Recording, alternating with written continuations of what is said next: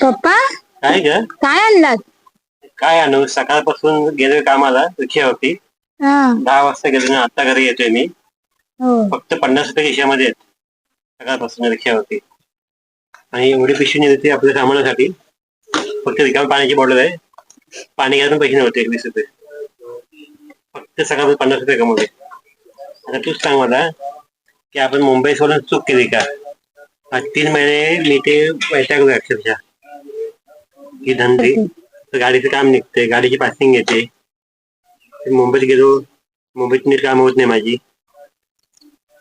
सगळीकडून मग अडकायला झालं. आपण चुकी केली का आता गावी येऊन?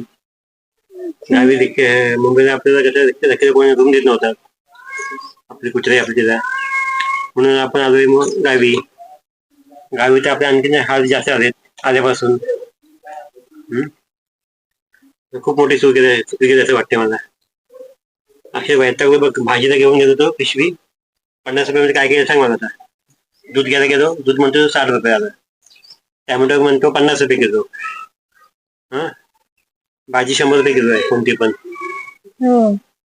50 रुपये काय आणू मी? तरी वैतागून पाण्याची रिकामी बॉटल घेऊन आज.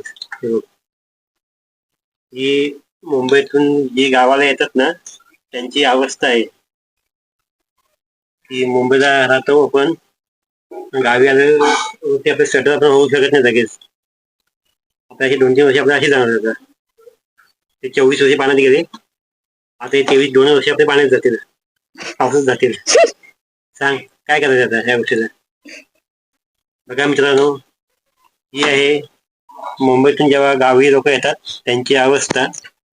मग शक्यतो माझ्या येईल. हा माझा 3 महिन्याचा अनुभव आहे. नमस्कार, शुभ संध्याकाळ, बाय बाय.